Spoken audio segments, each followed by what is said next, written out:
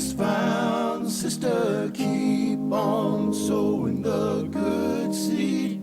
For some of the good seed will fall on good ground. The incorruptible seed is the infallible word. It bears fruit when it's planted in fertile earth. When you sow in the seed, some will fall by the way. The birds from the sky will come and take it away. These people listen, but they're not receiving. They show up just to be seen, but don't be discouraged, brother. Keep on sowing the good seed. The fruit of the good seed will grow where good seed is found. Sister, keep on sowing the good seed. For some of the good seed will fall on good ground. In a field full of stone, no fruit can be grown. When the word goes in one ear and out the other, it's gone. Many people are torn, they're being choked by the thorns. Life is squeezing their faith, keeping them weary and worn. They get the good seed, but choose not to believe. And you cannot make them change, but don't be discouraged, brother. Keep on sowing the good seed. The fruit of the good seed will grow where good seed is found. Sister, keep on sowing the good seed.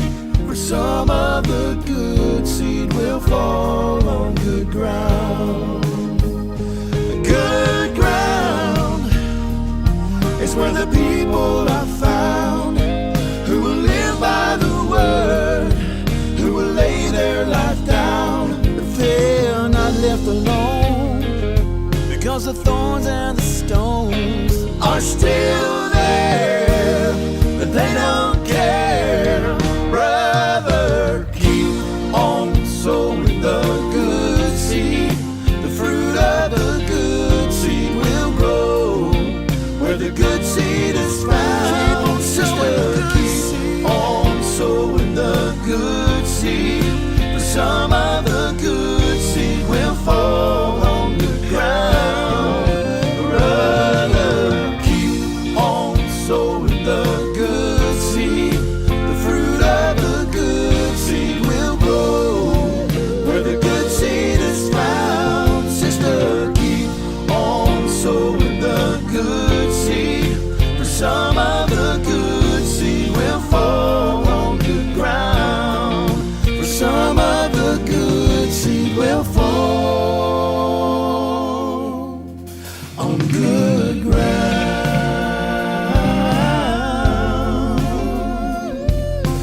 People keep on sowing the good seed. Hallelujah. Hallelujah. Hallelujah. Amen. Lulu le fatu le lei. Ile ele le lei. O na ola mai la i o le la au le lei. E fua mai o na fua le lei. Amen. Fa me fitala ngā Yesu e le mawhai o na fua mai i ni fua le lei i se la au leanga. E le mawhai fo i le la au leanga o na a foi. E le mawhai fo i na fua mai i a foi no me o fua leanga i se la au le lei. Amen. Fatalo fatu ya te outou. Il suafa manu malo Yesu ke riso. E le nei foi. If nei foi I too loud, fatalo fatu ya te outou. Let me try to sort out this thing. Yeah. Amen. O te whaatalo whatuela ia te oto umalawa I oto mota malawa, malo lava le soifua ia te oto li suafa manu malo Yesu Keriso.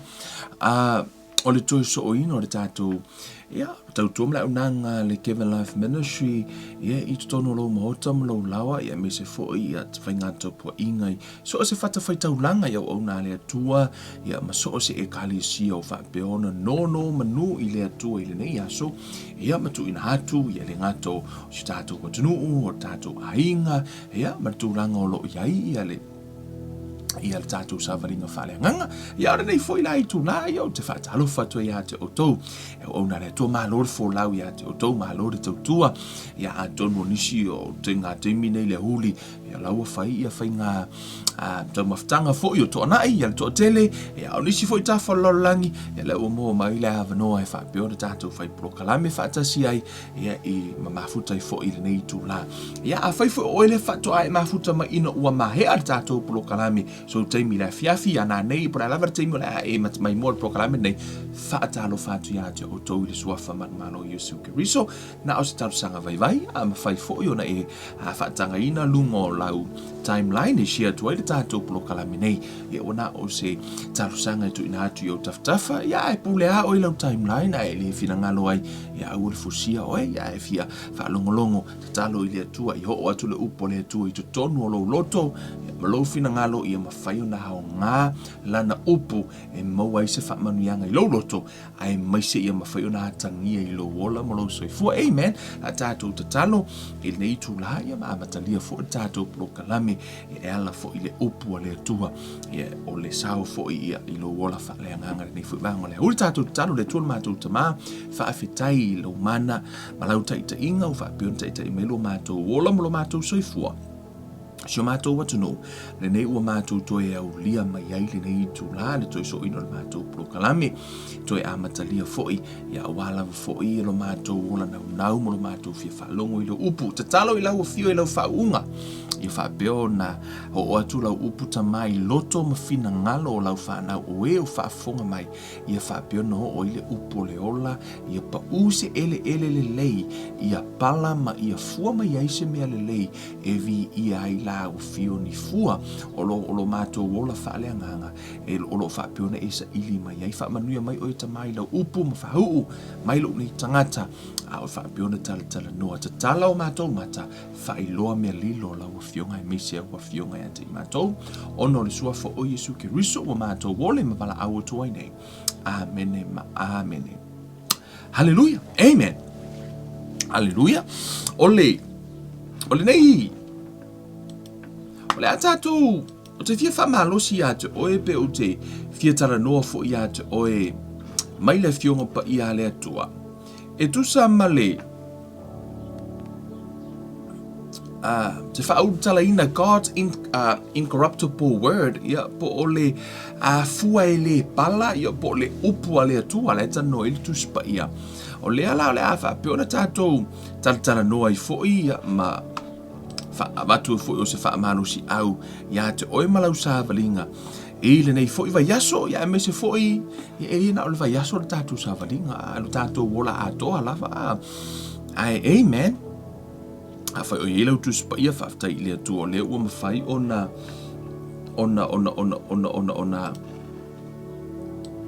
leo mawhai ona foi a whaatino ina ia matu ina atu fo ilungo le tātou au nanga nei leo mwhai una whai tātou scripture amen o mantoi upgrade tātou system vo ile le whapeo na sosoani ha tātou ma mawolo wa wanoa i wha mau au note alai fo te whai tau mai le ilungo le tātou scriptures e le lei lava lova ai o lai to tono tu spaia amen if it's not in the Bible I would tell no way, but if it's in the Bible, tātou tata noai, amen. Ona fo lai tono tu spaia, amen.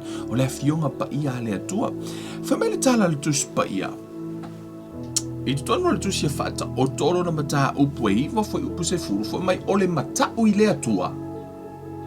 O le a matanga lea o le poto. Fo mai o le matau ia Yehova o le amatanga leo le poto lono winga e te tauna e whaalo ia Yehova pe te respectinga le atua. Amen. E te tauna e respectinga le atua e tu solana upu wa e le mawhai ona e maua le poto e te malama i le atua. Pe a e le whaalo i le atua.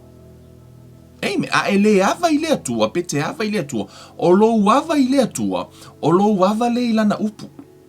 A ele ava la i le atua, pe te le ava i lana upu. E te le malama for tu spaia. E ke fiu e fai kau le ku spaia. Pe ia la ke fai kau ale. Pe ala ke fai kau ale afo. Pe ala fa sainga ku spaia e lau fai kau. Po le lava le manino le tu spaia o la fa sa moa. Po le afo le o lau ngangu ke malama fa Britania. Pe ia fa sainga ku spaia. I lau fai kau, e te le malama ai, pe a fai e te le iloa hava i le atua, pe te le iloa fa alo i le atua, ono le upa tuspa ia, o lo wava i le atua, o le amatanga le o le poto. Fato a e malama i le upo le atua, ma fa alia i le atua, mea lilo o lana fionga ia te oi, pe a e iloa fa alo ia te ia, ma ava ia te ia, ma ava i lana upo. Have you ever heard that saying, te tala noa tu tangata i le upo le atua, e mai, whatever. Amen. Some people say that. They treat God like that. A o i le atua, e pei ele o se mea mamafa, pe la to te whaataua ina le atua, pe le mamafa ia te la to le atua. Amen. O le mea fo ila le nae alai, o na valea. O le upo ai tu spaia. E mafua la na valea. It's not because o no la, because ele ava i le atua na whaia i la to. O le mea la nae alai na valea. Ai, o le tangata e ava i le atua, o le tangata la le poto. Ono o lo wava i le atua, o le amatanga le o le poto. E le mawhai ona e maua le poto e te malama i le tuspa ia, po le a fo i le kele o kalaunga, e te le malama, pe a whai e te le iloa wha iloa so wava i le atua. Amen. O le ala tātou o whataua le upo le atua. Ia e whatau, ia e ava i le atua o tātano i lana upo. These are holy scripture, inspired by His Spirit. Amen. It's holy. O afionga le atua e pa ia. Amen. A tātou whalongolongo ma le ava. O le atua o lana upo le tātou te whaitau. Amen. Whamele, o te whiatala noa la i le aso le nei, i le fua. Amen. Ela tātou tano i le fua ma le palapala. Ia, pe whawhia onga fruitful o tātou wola whaaleanga. Pe whawhia ona fua mai. Amen. Whamele, le mua Peteru mua whamai. Ua whanau whauina o tau, e le o le fua e pala. A o le fua e le pala lava. O le awhionga a le atua, lea ua o aina, ma ua tū mau e o i le whaavavau. Amen. Amen. Whamai toi tātou toi whaita whamai. Ua whanau whauina. Amen. O lau toi whanau whauina. Whamelai. Ua whanau whauina o tau le mai mua mai tātou. Ian tali Iesu a vea mahali. Whamai. Ua whanau whauina o tau e le o le fua e pala. A o le fua e le pala lava, o le awhionga a le atua lea, ua o ia ma ua tū mau e o i le whaavavau. Mana e le whaperitania. Having been born again, not of corruptible seed, but incorruptible, through the word of God, which lives and abides forever. Amen. O te fia whailoa atu tātou. Whaini mawhauwhaunga i le amatanga le o le tātou a whai upule. I te tono tuspa ia. No tātou whanau. Ina ua e whanau man laulangi le nei. Na whanau le tino lea. E pala. Le tino lea. E te tono le kenese 5 whai upa e tolu. O nai whai mai na whanau e ātamu lo nā talii. Ua whanau I lona whaatusa. Le whaatusa o ātamu ma ewa. I le amatanga o le whawhanga le atua, o na tātou iloa, whai mai le tala le atua, tātou whaia le tangata I lo tātou whaatusa. O le whaatusa o le atua na whaia le tangata I le amatanga, incorruptible. O le whaatusa o le atua. E le pala. Ai ina uanga sala le tangata mapau, na mafua ina o le oti le tangata. O na whai mai la I o le amatanga, whai lo le kenese 5, ua whanau le atali o atamu. Ua whanau I le whaatusa o atamu. E le I toi whanau le whaatusa o le atua. Amen. So I te tonu lava la I o le amatanga. I le amatanga la, o le principle la le atua le la tātou tatanoa nei. te mana o vali o te ata ina ia e malama lama. Pe whaafewheo na ola le upua le atua i totonu o lo loto, ma fua mai ni fua le lei. Le ale umi talu ona e lotu, ele i fua mai ase fua i le kele o la unga ngai whaalongo ai. Ai sea, o le alo na mafua anga. Au ala ne e tu ua tātou program, se e o le whaiunga, e te wa aipo le alo na mafua anga. Amen. Foi mai le whetalai ngā Yesu i tutono le Ioannes, furuma lua foi upe luas furuma le wha. Amen. Tātou watu ina haa. Mali vali atu sia tātou wata lea. I tutono le Ioanne, o rona mata upu, e se furuma le lua, foi upe luas furuma le wha. O nai matua i manino i lava le whetalai ngā Yesu, o le tala no Yesu i lona maliu. Matala Yesu, e moni o te whai atu ia te outou, a whai ai le paul e fua o le saito i le ele mapala ai, e tū mau pēr i le mea e tasi. Ai a whai e pala, o na fua mai ai lea o fua e tele. O lai tala no Yesu i lona maliu, i lunga atu na ta no Yesu fo mai, o la uilo Yesu o le ao, o le tali o le tangata i lona mamalu, o la ao o i lona mamalu, lona winga, e ta tau na oti le tino, ina ia mawhai o na tū mai le tino e le pala. La tano Yesu, so se tangata lava, e te tau ona oti. O le ua umona tala noa, mai le fiong pa ia le atua i le afo. I le foi upu le tatu tatanoa ai. Foi mai le mua mua Peteru na ta upu mua foi upu e lua tolu. Foi mai o tatou, foi mai ua whanau fo wina o tou, e le o le fua e pala, o le fua e le pala lava. O le tino la le pala, o le tangata fo le na whanau, le totonu. Ele e pala. Amen. Foi mai la I ole foi. Ole foi buro fa. A wa o tangata o malava e tu sa ia male mutia. Ole matango fie uma foi o tangata e pei o le funga o le vao e mangu le mutia. E to ulu foi o na funga. Fa atu sa ele tu spa ia tātou ilea i funga lea ile mutia o le vao. O le matango fio tangata e pei o le funga o le vao, e mangu le mutia. Ue va ai i mo le vao, fule ki ala fua, ai, i oi sa moa, ki va i kuli, e le vao fue, ki va i le manga, i o longa fua, fue le lang sama, ki le lopo le ngo le vao ngai ngi, ki va ai o le manga, i o le keimi e o lai fuai. Ai, a hao fu ina ina, a hao ina le la fu, lo na au le lei, e le teimi mate ai, pe le teimi mavai ai, pe fo le funga o le la au e le te me makwa I manga ia le funga me la au ai a uma foi yo na pe fo la ia mo le tal just pa ia fa pe na o e ma o ta to nei le tino le ai se tangata pe pa le mia po le mau oa po le mativa e o uma la fo me tal just pa ia fo me tala Yosua o le a o walu I le ala o le lalo langi uma o le ala o le lalo langi uma tangata uma la o le lalo langi a tamu se I o lava ngiska ngaka ri whangau mai e whanau mai e oti ono o le ala uma le nao tangata le istangata ele oti ai a ele oti ele mawhai ona e to tu mai le tino ele palapia la tano tu spa ia ai ai le tangata ele oti ele tangata ele oti o la tano no ele tu spa I foi mai o whanau fo wina o to ele o le fua e pala o le fua ele pala lava foi mai o le afionga le atua lea ua ia ma ua tu mau e o I le whaavavau o le upua le atua na mafua I na whanau le tangata nei tutonu. Amen.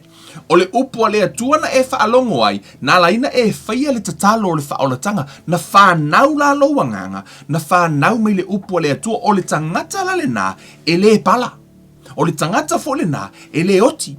Ai se ale mea lai, o na le ola mai la le anganga le nā, ai se ale mea lai na le ini fua. Amen. Wa tātou tangata o le ufa o la ina sa, o le tātou fa o la ina, ai le o fua tātou o langa, why? Amen. E se le tāua. Ono o vaenga I fomela ia. A o le afionga lea li I e tu mau lea whaavavau lava. O le afionga fo I lea ua fola ina atu ia te outou. Fola ina mai ia te tātou. O le vaenga pito I siliana tāua le nei peno utala noa I le fua e pala. Ma le fua e le pala. O le tangata le I fafo e pala. O le tangata fafo wina le totonu. O le tangata la nā le la utala noa ai. I o le tangata le I fafo e pala. A o le tala noa mai le tuspa ia i le tangata i le pala. O le ua wha manino mai i o le mele no mana o vali mai i e eiloa. O le fai mai o le upu a le atua o le a o le fatu. Amen. Fai mai o le a. Fai mai na sa whanau i tātou i le fua i le pala. Incorruptible seed. For my having been born again, not of corruptible seed, but incorruptible.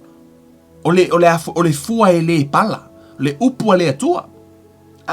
O le upu la na le atua, o watato i loa, ia teu lo mafau ma ia e loa, o le upu a le atua, o le seed. O le upu a le atua, o le seed. I to tonu o le New Testament, po o le tonu o le whenginga fau, e peo se New Revelation nei to tonu o le whenginga fau, i to tua le whenginga tuai, e le i loa tangata o le whenginga tuai, o mo meo upu, o mo meo fatu po o le fua le e lulu. I luma o le whenginga fau, e peo i le wa au mai le malama te le tutusa, e whaata tau le fionga pa ia le atua, foi mai o le upu, o le fatu. It's a seed. I to tonu o le, o tātou iloa, o le seed. E le se seed e ngofo i lunga ka poki ke i awa wola. Ola fo i lunga ka poki, ia le seed. E pe, o tātou iloa, umalei tūre na. I to tonu o le mo mokori ni to tolu. Foi upu e ono, te i wha solo le tātou whai tau o le i mai. Maritala Apollo, na autoto ina, na whaasusuina e Apollo, ai peitai o le atua ua whaatupuina. O le nei, e le o le toto, e le o le whaasusu, ai peitai. O le atua o le na te whaatupuina. A o le toto, fo i ma le whaasusu, e tasi lava i la ua. Ai ta i tasi malona lava taui, e maua, e tusa malana lava ngā ruenga. Whaupuiva, awa o le awhai ngā ruenga i mātou whaatasi ma le atua. O outou o le whaato anga le atua. O outou o le whale whaia o le atua. Lai whai mai le tala tuspa ia o outou po tātou o le whaato anga, po o le field, po o le lau whanua. O le whaato anga i tātou o le atua. A o le upu a le atua, o le fatu. O lona winga la, ia eilo, o oe o lea, o oe o le field. Ia po o oe o le lau whanua, po o oe o le whaato anga le atua. A o le upu le atua, nai lai tano i polo i fo mai, o ie lulu, lai tano le amatanga le upu iwa fo mai, a wā o le au whainga luenga i mātou whaatasi ma le atua, o lai whainga luenga, ia pe fo la wā o le nei taimi ia, a tonu la whaonga ina fo upu lea, o le mate whainga luenga whaatasi ma le atua, e lulu atu le upu ia te oi to tonu o lau loto. Whailo atu tu spa ia ma lulu tono lau loto, ma le wha moenga o le apa ui se ele, o na palala ia, ma fua ma yeise mele le evi ia ai le atua. Amen. O le upula, o le, words, e se le tāua wa o lo tātou tala noa ile yaso le vai yaso, o lai tātou tala noa i mo meo upu. We talk about the word. Ia mo words for ia le tātou te tau talai. O tātou, na whaia i tātou i le whaatusa o le atua. I le āmatanga lavo le fofoanga, na whaia le atua le tangata mai le palapala. God created man out of the ground or the earth. Po le, le palapala, vo ile the soil. Ia pole a lava, koe whai ngoa ai. The dirt. Sa whau mai tātou e le atua mai le palapala. O lea lana tango le atua whau mai tātou le palapala. E hafo ino le mea. Let me put it in this way. The principle of how the ground produce is no different from how we produce.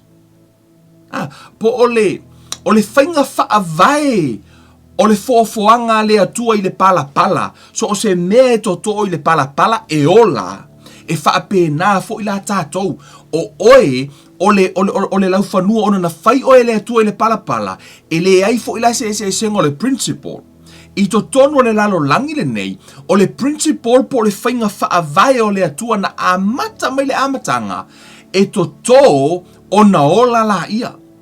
Sowing and reaping. It's a principle. O le whainga le nai le atua o mea malava. E whau mai lea, o le palapala, o le lau whanua, e pau i ei le whatu, o na ola la ia, o le wakakova ai, o le tele o la au o le ola i le lalo langi le nei, na maafua mai ona o le whatu o la e pau i luna o le palapala. So o se whatu e pau le palapala, o na ola mai lea. It's a principle. Po o se whainga whaavai na whai e le atua whaateta inga. O le whainga whaavai o le tula whono o le gravity, law of gravity. Pe o le, keiso lap telefoni whain whaateta inga. A whai o le keiso lap telefoni lea. I le law of gravity po le whainga whaavai na whai e le atua le lalolangi. A utango e whaapa ule le keiso le telefoni e alu i lalo. E pa ui lalo. E alu i lalo. O leo te nei au kilangi. Ai au alu i lalo Wellington ni. Au tango e toi wha pa ui telefoni. Ua wha pa ui. O whea alu ai. E alu fo i lalo. A whai te o malanga i Australia. Ai. Hu wha per telefoni e wha pa ui lalo. O whea alu ai. E alu i lalo. Po te alu fo i Amerika. O le mea la vetasi. Why? Because it's a principle. O le law of gravity. O whea lava le mea te whelua i lalolangi, so se mea te whaapa ui ena, e alu i lalo, ono o le tūla whono po o le whainga whaavai na whai ai e le atua. Mailo na amatanga, ina ua whai e le atua le tangata, whai mai le whetalainga le atua i le tangata, ke ne se mua whai upo e lua vada mai, be fruitful and multiply. Ia whanau ma ia uluola, it's a principle. Na whai e le atua le tangata, i le taimi le nei, 7 billion people today in the world. And it used to be 2. I to tono le lalolangi, wa tilia le 5 biliona tangata i le lalolangi, ai i le amatanga na o le toa lua, na o atamu, ma eva. Ona la o le principle na whai ai e le atua le lalolangi, e fruitful ma uluola o le mea tupu. Na whaila oe le atua, na whai mai oe i le pala. O le principle fo ila o lo o langa fruitful, e tu tusa le leima le pala, e to tō maola. Mea nai wha maritala tuspa ia a e manao e te a o wha mai ia e fo ai, you are sowing. Wha mai ia e fo ai o na maua mai lea. O le principle tuspa ia, e te ave o na whaatumu mai le atua. Esea, you are sowing and you also reap. Before oe, lulu le whatu o na e sele la ia. O le principle la le atua. E whaapenala le principle la le atua i le palapala, na whai oe le atua le palapala, o le principle fu e tasi. Tasi a le principle la le atua, o le sowing and reaping. E o mele te minei, e work i le palapala, e work i la au, e work fu e tātou.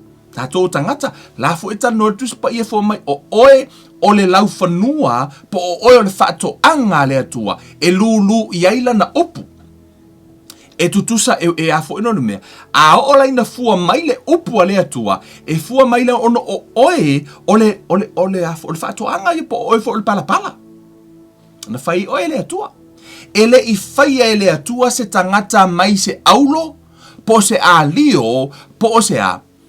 Po le alava se maataua o iai, ele I whai ele atua o e mai se maataua, o tātou whai tau tu tonu ole, e se kielu lua valu. Nai tala noa I le whainga na whai ele atua le ti Apollo iai, fo ia, ele angiru no ia lusi felo, fo mai o maataua, o to pasi, o mea o le mau maa, ese o maataua na whai ele atua le ti Apollo. Aile I whai ele atua se tangata I se maata ua po se aulo. Ona I se a, ele ma whai o na ola se la au I lungo se aulo. Ele ma, so se mea te tu ua I lungo se aulo, po se me ele ola. Na o le tangata na whai ele atua I le pala, ona o le mea to tō, ona ola la ia, it's a principle. Le na whai ai oe, so se mea la to tō I ate oe, e tatau ona ola ai se a, ona e tatau ona tutusa oe, o le principle e ola ai oe, e tutusa ma le principle e ola ai lea. E tusa ma le principle o le palapala.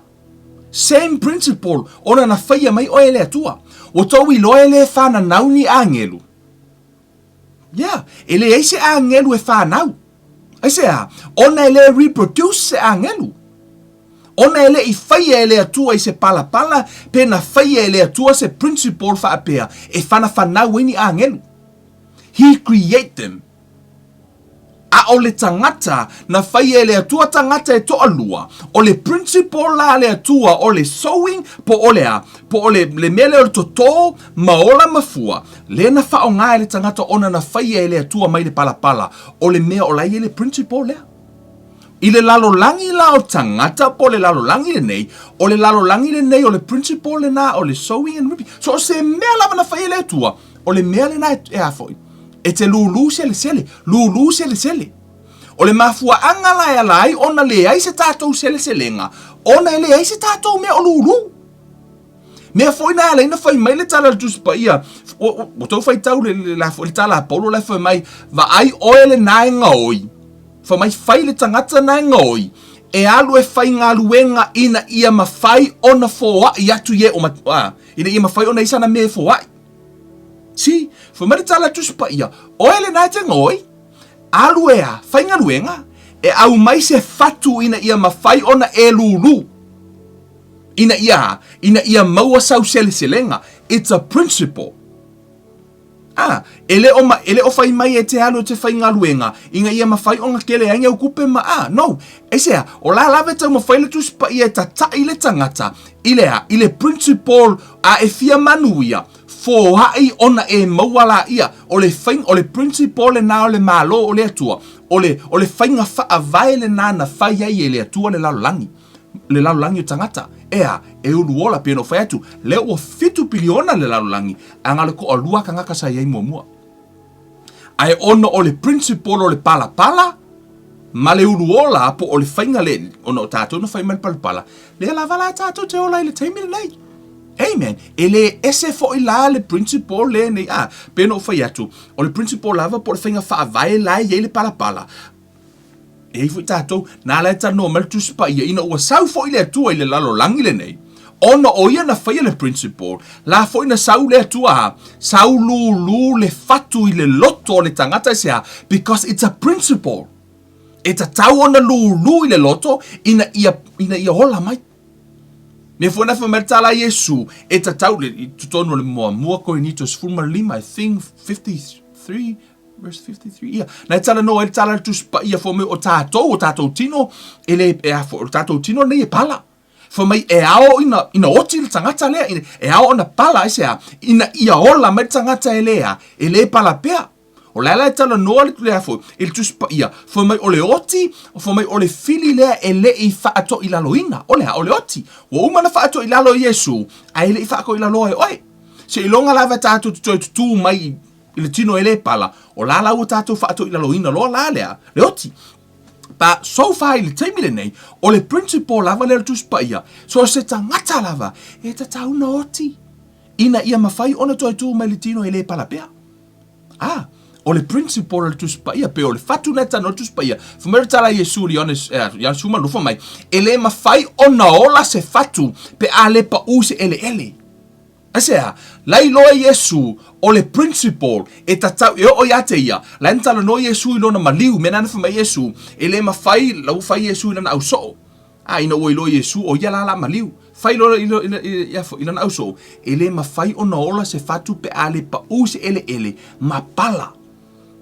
for mai o ina le pa use ele for mai lai e tu maulava na o le tasia le fatu pe fai ele pa ule ele ai pa ule fatu ele mapala tal tu spa ia fetrainga su for mai ona fua mai aila I oni fua e tele ina ua halu Yesu ua maliu la tano Yesu lo no maliu o application na for fai upuna ina ua maliu Yesu ma toe tu mai o ia la o le whaola tanga po o le upu e whaatau ya Yesu leo wala ina whanau oe ma tele eke risiano o tele ele whanau o to a tele le whanau a le atua ono o le whatu lea ono o Yesu rena toto po Yesu rena maliu. It's a principle. Ana le maliu Yesu, ele eisi kako, there's no Christianity. Ai ana le toi tu, mai fo Yesu, ele eisi se wha moi olo tātou. So, o le principle la le tuspa, ia le tano Yesu, e I loa Yesu na whaia le, o ia na whaia le principle. O Yesu na whaia le langi ma le langi, o ia na whaia le principle lea. E ta tau lava na toto, ina ia ola, mera na whaia Yesu, e ta tau ana o wati, ina ia o toi tu mai whaato I lalo le oti. Na toto la Yesu, lea lai whanau fumila ia, wa whanau I tātou from the incorruptible seed, o le hala le incorruptible seed, is the word of God. Na e whanau le launga. A konga launga e whasawhai au. Na mafua na whanau lo wanganga. A tonu no o launga atu. Na whanau la lo wanganga. From the incorruptible seed.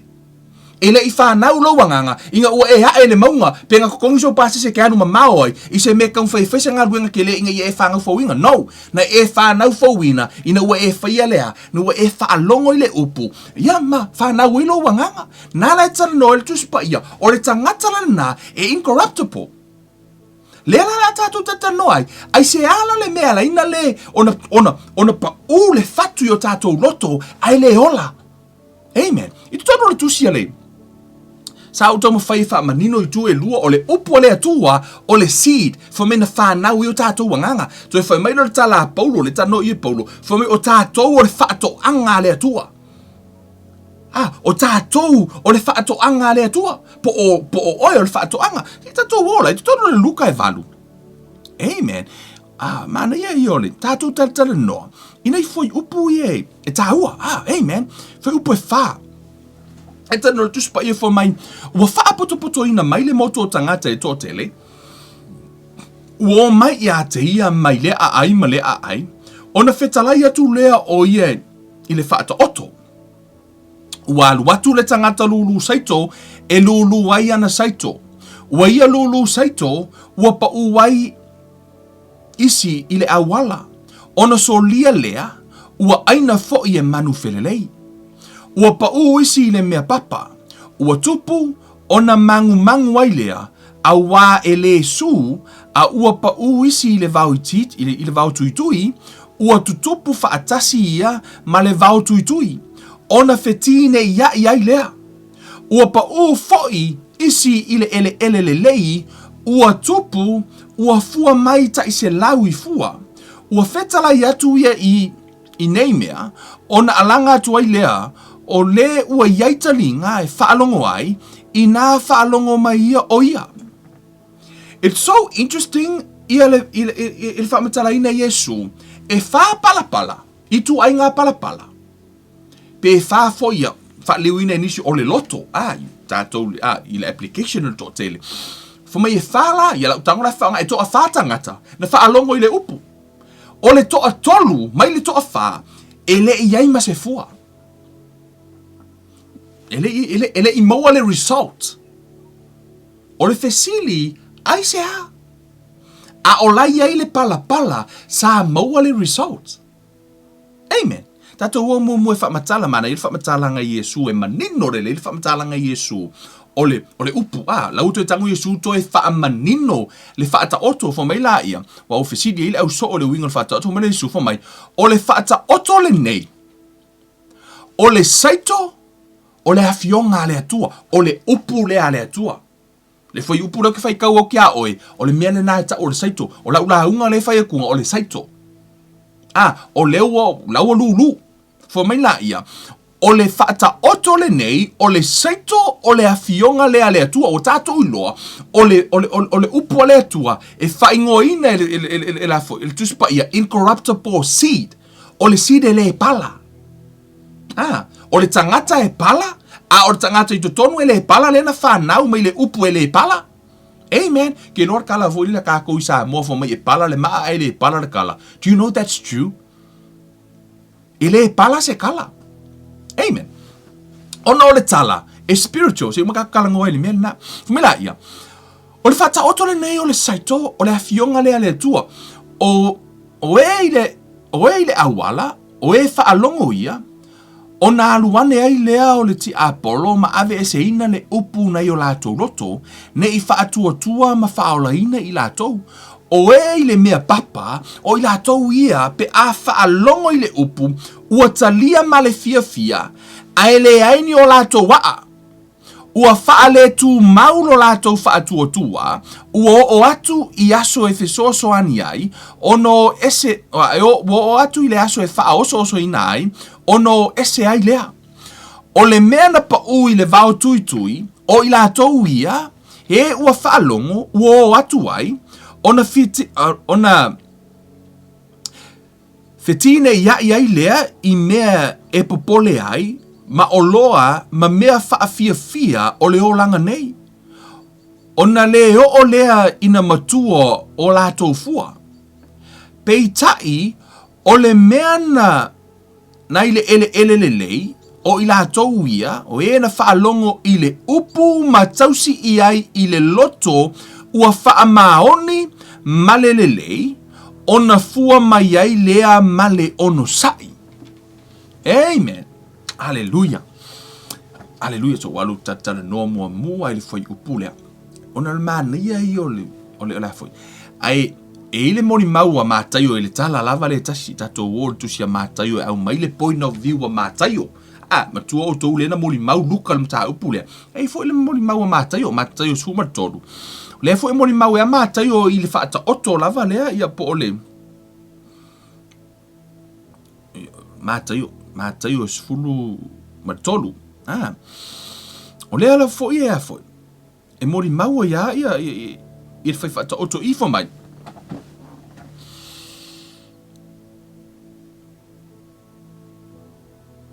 Mana ia foi le whainga o mori mau le fo mai. O le nei, i nā whanongongo mai ia outou i le whata oto i le tangata lulu saito. Ai whaalongo se tasi le upu o le malo, ai le langona, o nā aluane ai lea, o le ua leanga ua whao le mea sa luluina i lono loto, o le mea lea sa luluina i le awala. It's the same parable, al mānei ai o le point of view o mātai o le whamatalaina wha mai. O le mea sa luluina i le mea papa, o le tangata lea ua whaalongo i le upu, o na talia loa lea ma le fia.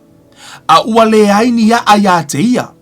Ua whaale tu mauia, a wape a tupu le puapuanga, po o le sauanga, ona o le upu, ona tausu wai loa lea o ia. Amen. Fumai a ua le aini a ia te ia, a siale mewa o le whai upuna le no ufita noai. Le mafuanga nā lai, ona le aini a ilunga o le whai upu e lima. Nai tano o le tuspa i le whai upu e whamfu puri fumai, ua ia lulu saito ua pa o isi le awala o no ane i lea o manu felelei, ma ai ua pa fo isi i le mea papa e iti le ele sa iai o le winga la o le mele o te fia tano elna o fia o mele foi upulea fumele tala tuspa ia o le fatu lena pa uluna le papa e mafua mai ona iti le ele e ala no o tala noa atu i le mele o tau fia tano atua i le au mainga o le foi upulea o le toa tele o tātou e whaalongo i le upu o le atua a ele eise loto e whai ai kama ia loko vai whaingo ia loko pala ai. Tama ia. O le tangata e whaalongo e le upu le atua, ai pala ai le loto. Ele eise loko, ele os tangata whinau. Po le ha lava le kauma whai o mako e makua i kulei o e mawaku le upu le atua, ai ale eiso loto. Te pala ai. E te whaapea ifo te le mawhaia. Kamala ngai le o lai le upu le atua. Ele o lai le upo le atua. E o for tangata lulu sai to lai lunga. Ina o lulu ile to inga tangata le tano tu spai lunga tu. Le si ele. E makua le ase me ale atua mwhinga whai ai. O lana whaalongo le upo. E o fo i. A whai te whaalongo ai le iso loto te whai ase mea. E makua fiu mako e la unga. Fiu whai au. Fiu e kelu le loko. Ele ai fo masau mea maua. Fa mai la io nes foi upu mai ua pa fo isi le vau tui. Ua tutupua e fo i le vau tui. Ona fetine ia i lea. Ua utau loa i tono le tala Yesu ai le si vaenga le lalo mai il fata oto le fai upu e lua fa. O la fu e tala noa le tuspa ia foi mai i le si fata oto nai so o mai Yesu. O la fu e sau le ti apolo lulu le ti tania. Fa mai ua sauni atu e ia le tasi whaata oto ia te ilato ua whaape atu. Ua whaatu saina le malo le langi le tangata ua lulu ina le saito le lei ilona whanua. ua momoe tangata o nā luane ai lea o le ua itama ia te ia, wana lulu ina le titania I totonu o le saito, o nā alu ese ai lea o ia. O I o te tau mawhai o te tala noa tua ia te oe, whae tete I tangata e te tala noa I ai. Whae tete I mea te whaalongo I ai, ese a. Ona o I nāna e lulu mai ai e le ti Apollo, le titania I totonu o lau loto, ma le ola I le opua le atua ia te oe. A ho ina e mafuta I tangata e whaita tala, ma e mafuta I tangata tau whaaleanga, ma e mafuta I tangata na o le whaitio lava lo lātou o langa, na o mea leanga lava e lulu I lau loto. Whai mei le tala tu sipa ia naita no Yesu, o la fo e sau le tangata leanga e lulu, I to tonu o le whaatoanga lava, o oe o le whaatoanga, o la e lulu iei le upo le atua, ngai alu la ia e whaalongo I kangaka whaikio, o la fo o whaongari ki Apollo e lulu saito leana I lau loto, po o titania I lau loto. Ona fete e naila ia, mea nai ala ina le fua lo wolanga, ma le fua o tato wolanga. Ona uman tato whaalongo le upo le tua, kakokoe oko e minko kongo le crowd, o lana o le whaitionga lava, ma tangata na o whaitio le anga lava, ia mau mui ngolo ingei. Ia, ma whaitau mea le anga, ia ma le tele o mea le talawhia ngai. O laia, o laua lulu fwari ki Apollo anga ia whaku, o ki ka ngia la. Mea lale nai alai, ona le, ola le upo le atua, ona o naia, o nai whaima alu o e whaalongo longo ia, I mo meo tangata, ia pe te whaalongo longo I mea le tala whea ngai, o le toa tele I o tangata e whaalongo, o I pese, wako whaalongo I pese I o mai gaming ei. Hey man, lot of young people, o le tele o lato mafufau, mako I memorize isi pese Beyonce, pese toa tele o tangata I e, lau pe pese, ai le eima se whai uprokuspa I e loa. Ah, o lala wana o ki ka ngia la lulu kongor ki Apollo. O lala e ola, e alu atu la le upo le atua, e le mawhai o na ola me le upo le atua mafua mai. Asea, ona la ufete e nai o la fu e lulu, ye le ti Apollo. Nai tano atu spa ie le toi whamata langa Yesu o lisi whata otolia, wa tato ilo ai, o la fu e lulu le ti Apollo. La e lulu le ti Apollo, o la e sau le ti Apollo e lulu mea le anga ilo roto. A tonu o nai te fiu e tau whai preme o le fua ilo wolanga. Ma ai le crowd nai te, ma ai tala nai te whaalongoi, me fui nana o whai atu ai, ma ai fui upu nai tau tala ai. A e tau tala I upu le nā, fumare tala tuspa ia, e te toi maa ona ia, e o la lau o e koe o e ilo roto. Ah, ma tu whalau pa tuspa ia lai fai mai e tusi, le tu la fono ilo roto, tala no o lo roto, ma loa, lau faiva, me ta vita o lo faiva e pei o le penny. Ah, I le lima o le tusitala, e tusi lea, I le loto. Amen. Lono winga, o upo lava lai tautala, e tautala to I lalo, ia me e kaukala le whaikio, maisi mele ngei, o ngā ue kango e koe korki ka ngi kongi ate oe. Ah, ai tautala le upo le atua, la fu e ko inga le upo le atua, o ngā ola lua e ala, ia whape ngā ole, ki ka ngia, ma le fua mai ea. Ma tātou lewa, ai ia se fua. Amen. Ai le va engo te manao ia te oe, te fia whailoa ili, ia te oi tonu I, ona ese le tahu le elana o mei le moli maua luka. O le vaena lona lima. Ah. O le pala muri fai mai, peitai, o le mea nai le ele lei, o I la ia, he ua whaalongo I le upu, ma tausi I ai I le loto, ua whaamaoni malele lei. Ona fua mai ai lea male ono sai. One of the most amazing thing I to tonu for you upu lea. O te manao ia te oe I eilo, what makes a good crown good? Pe o le ale mea mafua ai, po le ale mea na te whaia le pala ina ia le lei. O le ale mea na te whaale lei ina lo loto pe na te whaale lei ina le pala. Amen. O le tahu o tātou umalava o pala. O lai tala no I le pala I lungo le awala, tala no I lungo le papa, ma tala no fo I lungo le a, I le fiti na I male a fo, ma titania po le vau tui. Ah, o la lai tala no tuspa I pala, umal na a fai o oe ngai kala vei pala ngai nga, o le fesili, fa fefea na avea oe ma pala lona fa. Amen. Wa, o pala ia, ele ma fai ona fua, mai se fua le lei. Ai o le pala le tātou te mana nao ai, o le pala lona wha. Tātou umalava, le tātou te wha nau. Ia avea I tātou ma pala lea, a o ina toto i le upua le atua, Ala, foi mai e fua mai e tai se lau. Amen. Foi mai e fua mai tai se lau. Ua fia fua lau o langa tai se lau. Whaafefeo na whaalele ino lau loto. Ta ansa le la vitsono foi upu lea. Ta tuto yo whae titilo yei. Foi mai. Pei tai o le mea nei le ele lei. O ila atou ia. E ua whaalongo i le upu. Ma tausi ia i le loto ua whaamaoni male le lei. O fua mai ai. Lea male ono sai. I lalo le King, mana ia le lalo le King James Version, o i le au mai ai le afu leata, le afu le translation na pito lava i lalo lo mai. But that on the good ground are they, which is an honest and a good heart, having heard the word, keep it, and bring forth fruit with patience. E lua mea pito i siri o na tāua, o le pala lea, o le honest, ma le patient. From o mea ia lua. O le tangata e whaamaoni, o le whaamaoni ma le ono sai. Amen. O le tangata e whaalongo i le upua le atua ma whaamaoni e whai. O lo whaamaoni i le upua le atua. E te whaamaoni i le upua le atua. Amen. E te ava i le upua le atua. E te whaatauaina. O le tangata whaamaoni, o le tangata na te whaatauaina le foi. Na te whaatauaina le taske pe na te whaatauaina lo na wala auina ma le mele. O le mena o le tangata whaamaoni. Le tano le tuspa i o le tangata e honest. You know that saying honesty is the best policy.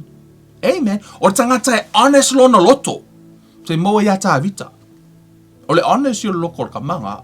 Pe e whaitau tuspa ia. Ele te mina, ele tala tā vita, e whaitau tā vita, mai, oh, praise the Lord, oh, my soul, let everything within me, praise you, Lord. Ai, o, ele si keimi o mele tua, mai kalo ka vika, mai le tua, don't answer their prayer. Au, e ke kali lako kalo, kuso lai honest lo na loto. O le si keimi mo kwa maanga, i alvi inga, o le si keimi, mo kwa le fia ka vika whai le tua, le kua, au, ko e kali kalo ka ngakala. Au, angi e whai se me lei ka ngakala. Sea, lai honest. Amen. O le mea le nata o le honesty. O le tangata ea. Le mea nei lau loto. Tangata e whaamaoni. Amen. A e whaalongo i le upua le atua. E te whaamaoni i ai. O le isi mea. O le upu nei lalo patient. Po le upu ono sai. E leo le koi ngā patient fo i le o la foi. E leo tala noi le waiting fo i le. Well, let's see translations talk about waiting. O la la tala no tus pa ia ile afo endurance. Ia po ole afo ino le fa longo tinga. I think that's the right word. Fa samo ino le endurance. Po le tangata what's the other word for? Ia nga ka le fa longo tinga. O le winga le na le upu. Si ka ko mo ai mai ki o fa pia. Ka ngor ka mala fa liu mai le upu it's tono le or concordance fo ile le ele i ton Lucas fumal valu foi upos fumal lima na mai ele upu na ta to au mai o le si winga na o le upu le patient na foi upos fumal lima na upito i lunga ele le ya lo kango le ka o le si o no winga na o le winga yo le upu it's talk about endurance. Amen. Right there. I want to foi ele o tala no alar kama fo ele lo waiting or kama fo ele lo ngofo like fa kali pasi ele ai ele lo fa tali na po ole ono sail na o lai tala no il tangata le fa longo ting na ele ai se fatu e te toto ina e umanga i ko inga ngai ai ola ai fua kai au no e ma e te tau ona e ono sai i ai tinga lava tinga ele suia lau tau tinonga e te fa maoni le upu le atua e te tau tino pe le upu le atua e te whaamaoni e tau tino na upu o lai o mena tau le ono sai.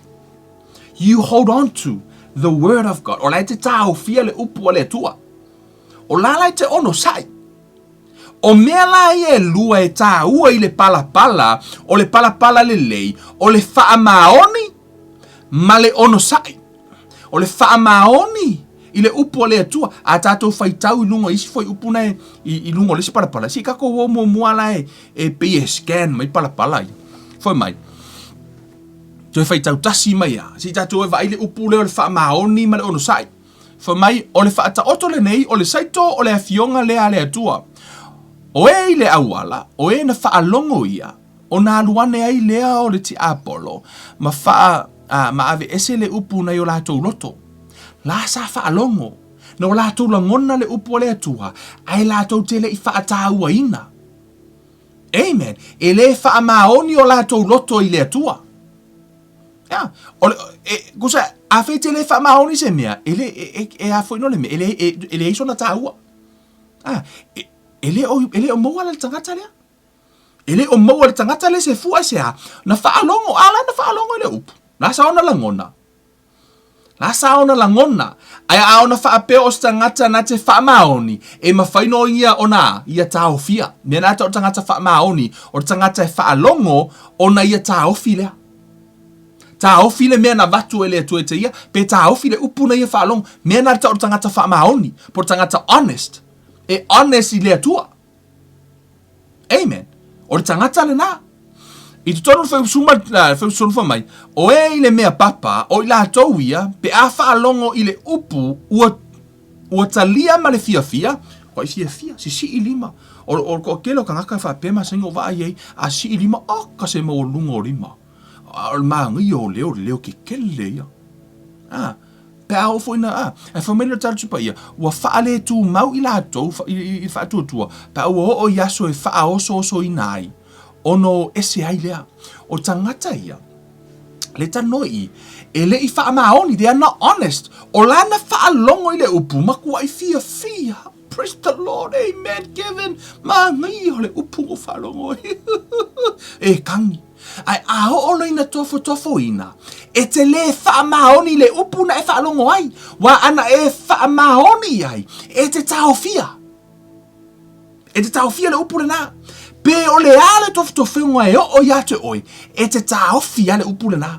Aisea, mea le nā ta o le tangata whaamaoni e ono sai. Ea, e te ono sai lava se i fua mai le upu. O tau i loa o le upu e te tau ona pala. E te tau o tau i loa le mafua ngai lai ona pala le upu. O e la fui, pala le fatu. E mafua mai ono le tau. The weather, o le vivela o le la, o le kimu, o mea uma le nā, e mafua ai o na pala le mea ta o le fatu. Le upu lena e whaalongo ai, a le tofo ina, pe tupu aine, pe le fesuia inga i kaue, inga i mawhai o na ola mai. Ai o le keiminga o lau kukupu mea ngā e ka kaue i loa, so lala a ola mai, o lala a fua mai le mea nana e whaalongo ai, ai e whaavai loa. Wa e le kuua se hava ngoa inga ia ola le whaku. Wa e le tā ofi i le upu. Wa tutupu loa pupuanga ai whaitau tuspa ia tatu e whaitau fwere whamai. Ai i le mea papa o i la tau ia, te a whaalongo i le upu ua talia male fia. Ai le aini o la tau waa. Ua whaale tu mau lo la tau whaatua. Ua o atu i aso e wha oso inai. Ono ese ai lea. Amen. Fumai ono ese ai lea. Mai mau. O laua a matana tutupu tofo ngā wai tatau ona tofo le upu. Fumai le tala tuspa ia o le upu a le atua e tofo ina le afi e loa ai langa o le seed e incorruptible le seed. A ola ina pa ule upu a le atua, e mana o mia na test le upu nei tutonu o lauloto, pe incorruptible, pe corruptible. Amen. O le mea le na o incorruptible seed la, e tu mau. Mea le na le ina tofo i whao songa ma tofonga, pe sa ola le upu nei lauloto. Le ono le atua, e le ungi mea fake mea le atua o mea moi. O la fu e whamerti Apollo, se i kofo la le whaku lea. Pe sa o la o le incorruptible seed langa whaalongo. Po la sa o ka haufi le upo le tua. La ta no tu spaia. Ta ua la o lo loto. Ma le upo le whamela ia. O le feu sufa whamai. O le mea na pa u i le vau tui. O i la tau ia, o e ua whaalongo ua atu ai. O na fetine ia lea i mea e popole ai. Right? O mea lai popole ai.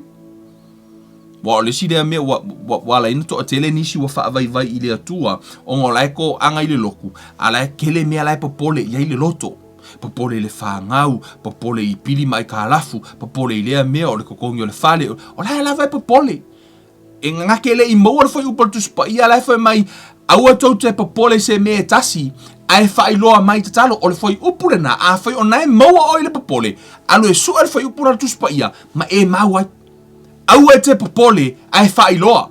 Be anxious with nothing. Hold on to that word. Le atua. O te le popole se metasi. Au ke fai loa ki aki oi. Hau ai kalafu. Hau pili ma mei nei. Fai loa tu malafo a ia tu ia te oi. Se I e saunia se awala. Amen. For me, au e te popole. Ai e tatalo. O le whaafita auli. O le toa tele. O la ua tatalo I le atua malafo le avenga. A o le la lava e popole. E te le o si tai la le fo tu spaia e te le o si tai tu so la la vete popole al tala tu spaia aua le popole no popoles e aua le popole o le tala le tua Kevin aua te popole mo le loe kango mo le o ia wa lo popole le masa umi e fai ngami o popole la fo me te le avenga ai aua te popole fa ai lo mai te talo o le mena tau tangata wha mahoni le upo le atua. Tātou umalava. Ia tātou a, tā hofi le upo le atua. Ia e wha alongo le upo le atua. Tā whamela ia. Mela ia, ona whetine ia I lea I mea e popole ai. Pe ona ufa ia tō la fo I lū le ti Apollo. Ti tānia. Right? O mea ia o kelo mea kako ke pole ai. O mea le nei o langa. Ma o loa, ma mea wha fia o le o langa nei. Ona le o lea ina le matu o la fua. O le telo taimi. O le for me o le priority. O le mea te wha mua ina. O le telo taimi. O tātou wha mua ne pupu o i o tātou loto. Ia, e lap konga vakse whakaika inga. Wai se kaimi wa e alu ai le. Wa e alu le kou loko. Lau e ngofo le loko. Ai wha apea la o kou loku e whaile. Ka o le wha a maka loku ai uma le 5. Ai o ka alonga le o peleki ka o le wha. E mo maringo lau kala. O ka ngaka ke fia la kapi. E te nofo lai to tonu o kou wharsa. A o lou loto o lai pupu anga I de la kapi. Right? O lai te mana o e tea. Si kuainga o ma le loku. Si e sau e kuni me de la kapi la anu. O lai pupulo loto ilea I mea whaafia o le nei o langa. O le tala le tuspa ia. O le mea le nao nai whetina. E le eise fua.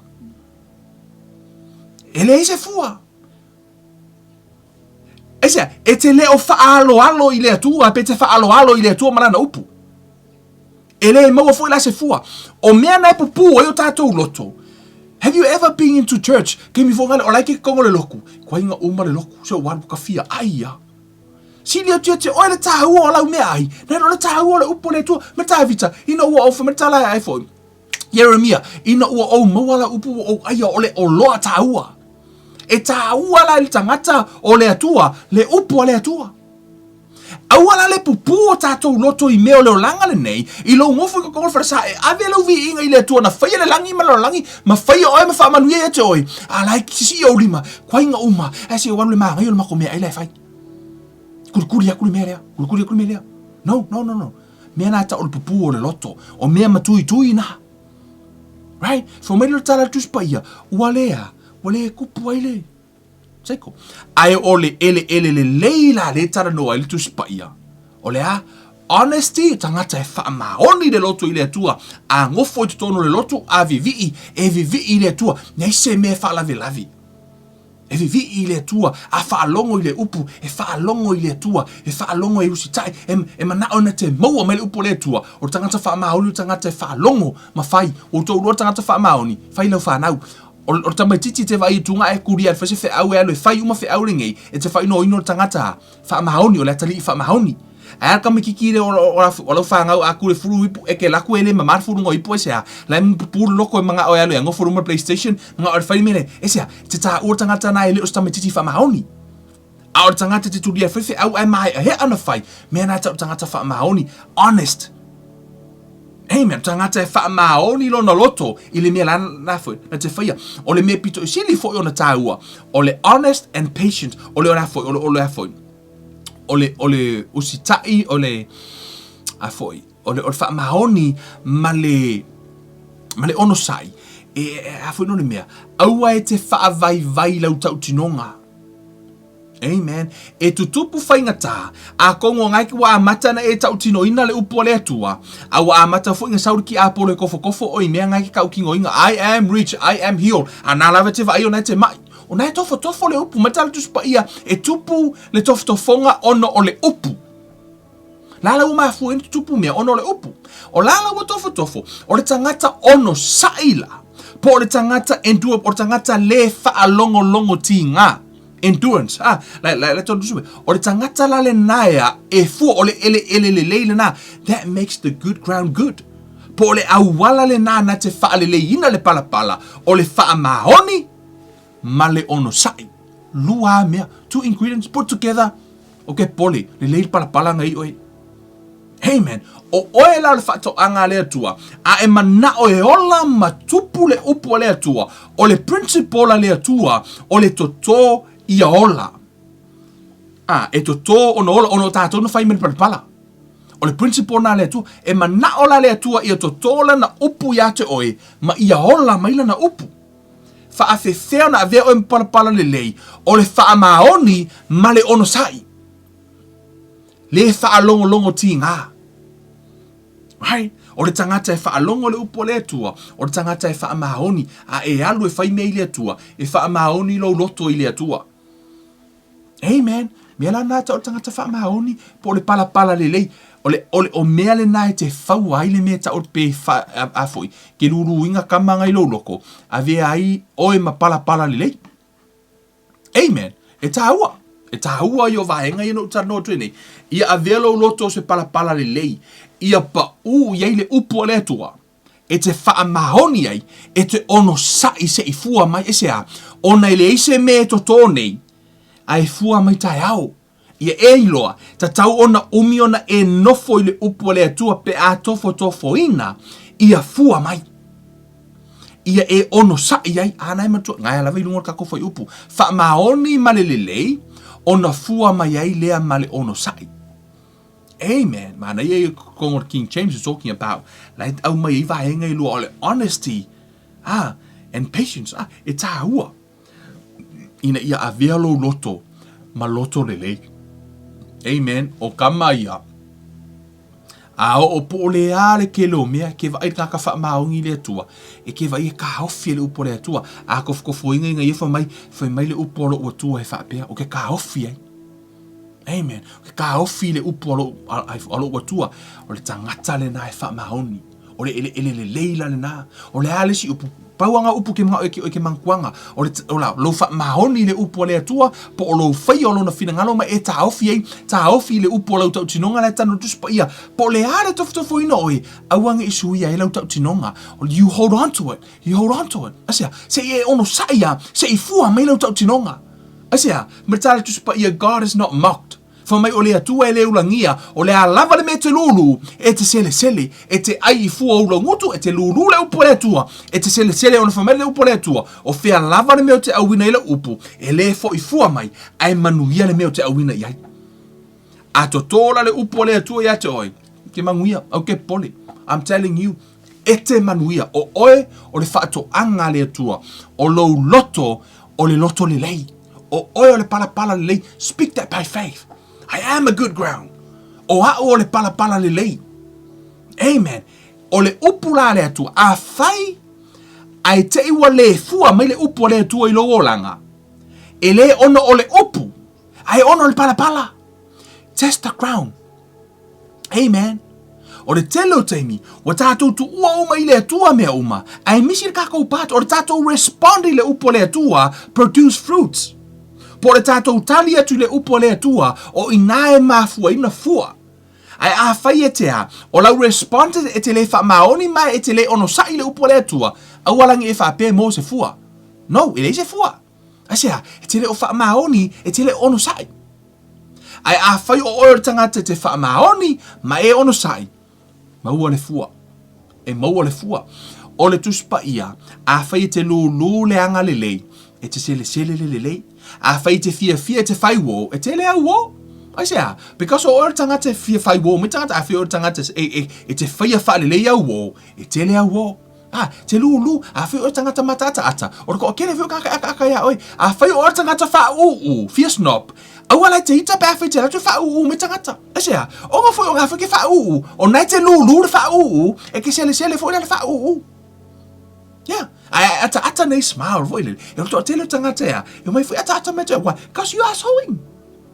Yeah, it's a principle. Yeah, o le whainga wha vai na whai I tātou ele tua. I le laulangi o tangata, ele sui ar wha vai le nā. Le whainga wha vai le nā. O le principle o le tangata o na whai ele tua ma le parapala.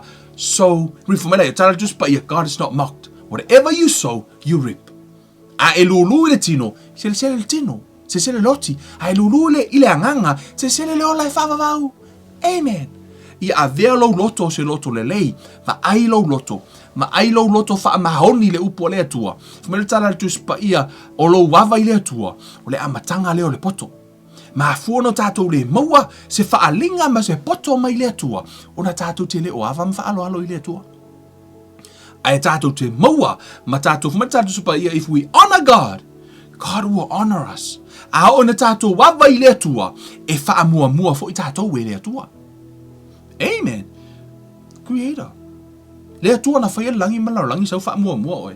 Man, that's a blessing. Amen. Wha manu ia le atua ia te oe. Ia e wha longo a vialo loto se loto le lei. Ia pa ua I le upua le atua maola. O le wha nau nauta inga ale. Alo unei tangata. Ina ia mawhai o na tupu a vea I tātou se parapara lei. Ia whatu o tātou Bible study. O le tala no atu le upo le atua. Pa ule le te wha mahoni ai. E te ono sai. Se ia o na maua le tali. Se ia o na fua mai le upo le atua. O na maua la I o le tali mo le atua. O le tala tu spa ia o me o whanau uma. Me o mea uma o le afo. O le la lai pi I le atua e le fua. E vese. Amen. Tātou talo I le atua. Le atua mātou ta mawha aftai la upu. Wha manuia I lau whanau.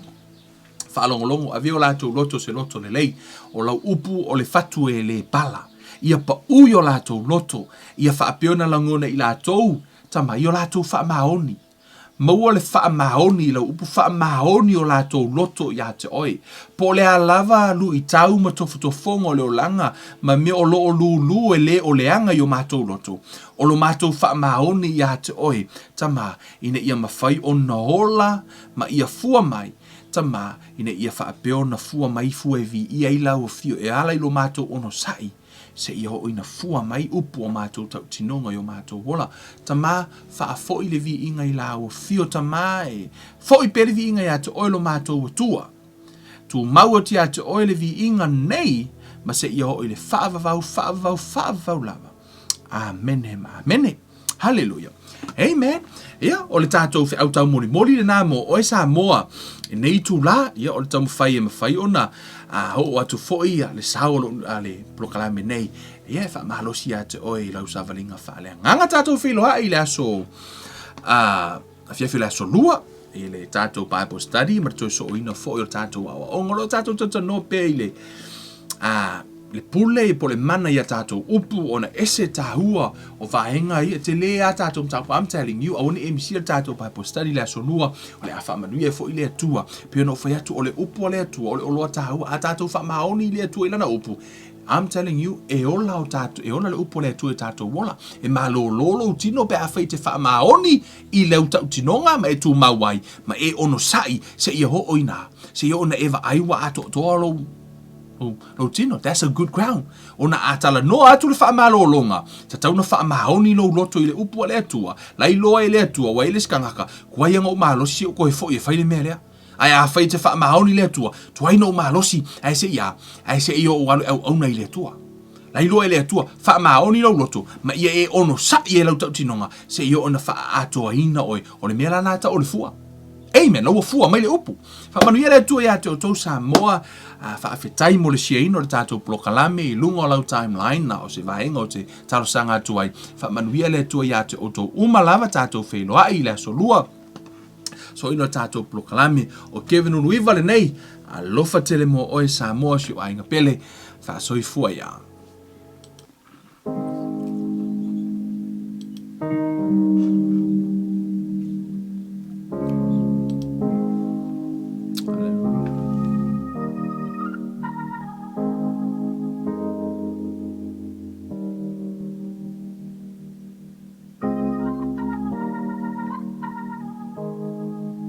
Brother, keep on sowing the good seed. The fruit of the good seed will grow. Where good seed is found, sister, keep on sowing the good seed. For some of the good seed will fall on good ground. The incorruptible seed is the infallible word. It bears fruit when it's planted in fertile earth.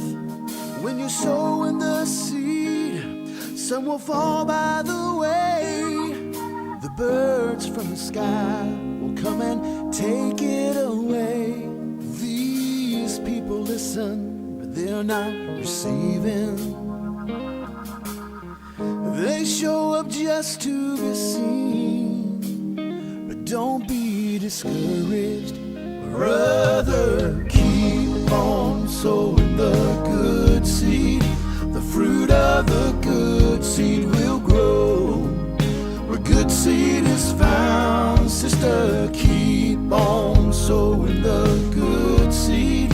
For some of the good seed will fall on good ground. In a field full of stone, no fruit can be grown. When the word goes in one ear and out the other, it's gone. Many people are torn, they're being choked by the thorns. Life is squeezing their faith, keeping them weary and worn. They get the good seed, but choose not to believe. And you cannot make them change, but don't be discouraged. Brother, keep on sowing the good seed. The fruit of the good seed will grow. Where good seed is found, sister, keep on sowing the good seed. For some of the good seed will fall on good ground. Good ground is where the people are found, who will live by the word, who will lay their life down. But they're not left alone, because the thorns and the stones are still there, but they don't care. Brother, keep on sowing the good seed. The fruit of the good seed will grow. Where the good seed is found, sister, keep on sowing the good seed. For some of the good seed will fall on good ground. Brother, keep on sowing the good seed. The fruit of the good seed will grow.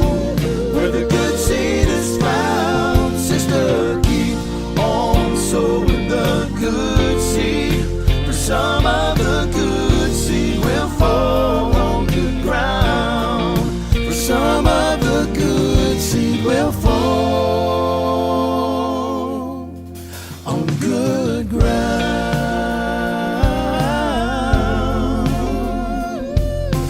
People keep on sowing the good seed.